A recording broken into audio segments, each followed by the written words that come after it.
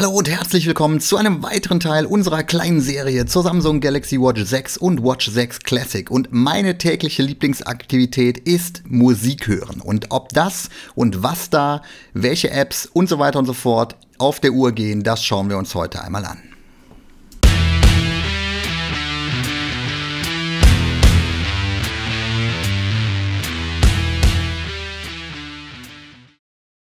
Ja, und bevor es losgehen kann mit dem Musikgenuss, müssen wir erst einmal Bluetooth-Kopfhörer mit der Uhr verbinden. Ganz wichtig, mit der Uhr, nicht beziehungsweise nicht zwingend mit dem Smartphone. Denn wenn ihr über die Uhr hören wollt, müsst ihr natürlich die Kopfhörer auch mit der Uhr verbinden.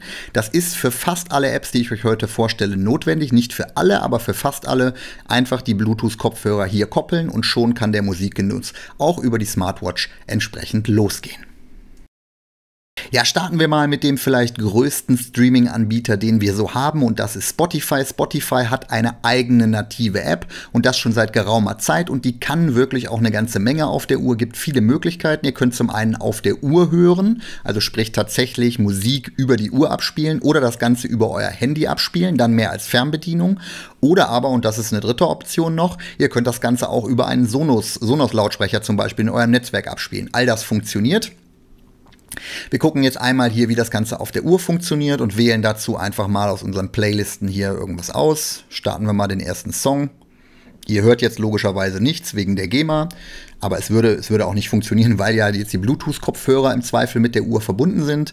Einmal noch hier auf die Benachrichtigung und schon hört ihr die Musik. Also ihr hört es nicht, ich höre es aber jetzt über die Bluetooth-Kopfhörer, die mit der Uhr verbunden sind. Ihr könnt Musik auch downloaden, also sprich offline nutzen. Das ist halt natürlich dann besonders praktisch.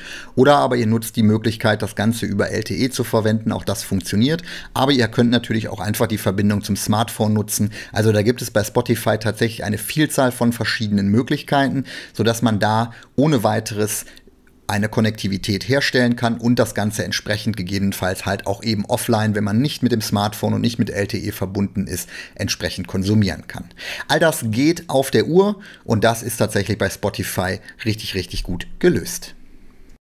Eine Alternative dazu ist YouTube Music. Diejenigen unter euch, die YouTube Premium haben, werden das mit dabei haben.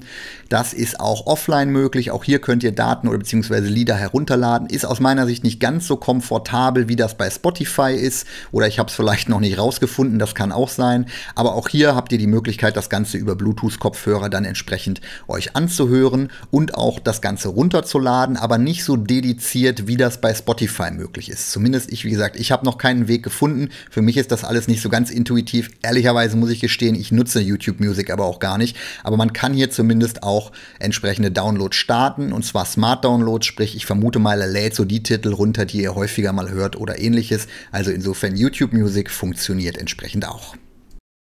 Ein weiterer Player ist Amazon mit Amazon Music. Da habt ihr ja, wenn ihr Prime habt, schon einen ersten Zugang sozusagen, könnt ihr natürlich auch noch erweitern. Vom Grundsatz her funktioniert das ähnlich wie Spotify und YouTube Music. Allerdings habt ihr hier tatsächlich mehr eine Fernbedienung für die App, die ihr auf dem Smartphone habt.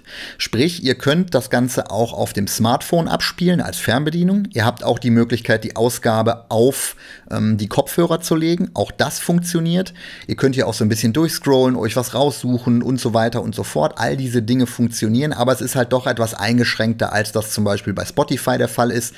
Hier seht ihr zum Beispiel, wie man einmal das Ausgabegerät auswählen kann. Ich könnte jetzt hier oder beziehungsweise kann jetzt hier zum Beispiel auf meine Kopfhörer gehen. Jetzt habe ich sie natürlich versehentlich deaktiviert.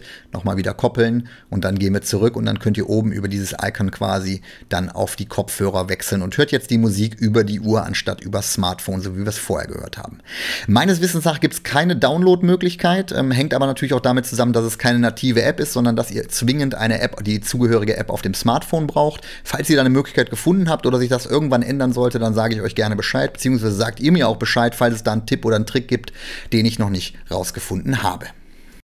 Ja, meine eigentliche Empfehlung ist neben den ganzen Streaming-Apps aber ein Radio-Player, und zwar der Radio-Player, und der ist tatsächlich eins meiner Highlights, um Musik auf der Uhr zu hören. Denn es ist das einzige oder vielmehr die einzige App hier im Kreise dieser Apps, die ich euch zeige, die auch die Musik über den Lautsprecher der Uhr ausgeben kann. Das ist für mich jetzt nicht ganz so relevant, aber ich habe in der Vergangenheit gelernt, dass das für viele von euch durchaus relevant ist, dass der Lautsprecher der Uhr nicht genutzt werden kann bei den anderen, zumindest nur über Umwege.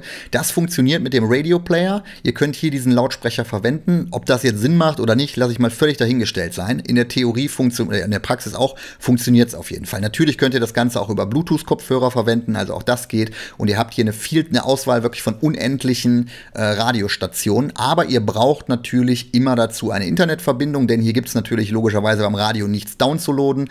Und was man auch sagen muss, die Lünette funktioniert nicht. Aus welchen Gründen auch immer, aber in dieser Radio Player App funktioniert die Lünette nicht. Das ist natürlich ein bisschen schade, aber gut, spielt am Ende fürs Musikhören keine Rolle. Hier könnt ihr noch die Qualität ändern. Also aus meiner Sicht ein großer Tipp. Radio Player ist kostenlos. Steigt die App auf jeden Fall mal aus. Ja, und wer mit dem ganzen Streamen nichts anfangen kann, der kann natürlich auch MP3s auf seiner Uhr nutzen, zumindest im Rahmen der Speichergröße. Dazu einfach hier den Media Player öffnen und vorher über die Samsung Wearable App euch die Musik auf die Smartwatch laden. Dann könnt ihr hier einfach eure MP3s auswählen und entsprechend direkt abspielen. Ja, das soll es gewesen sein zum Thema Musik. Wenn ihr noch Empfehlungen habt zu weiteren Apps, die es gibt, denn es gibt noch Deezer und Co., ja, dann schreibt es mir gerne in die Kommentare. Ich bin da immer sehr dankbar für Tipps und Hinweise und probiere das auch sehr gerne aus. Wenn ihr ansonsten noch grundlegende Fragen habt, dann auch gerne in die Kommentare schreiben. Auch da versuche ich euch zu helfen, soweit mir das möglich ist. Am Ende bedanke ich mich dafür, dass ihr heute zugesehen habt und sage, wie immer, Alexa, Kamera aus. Okay.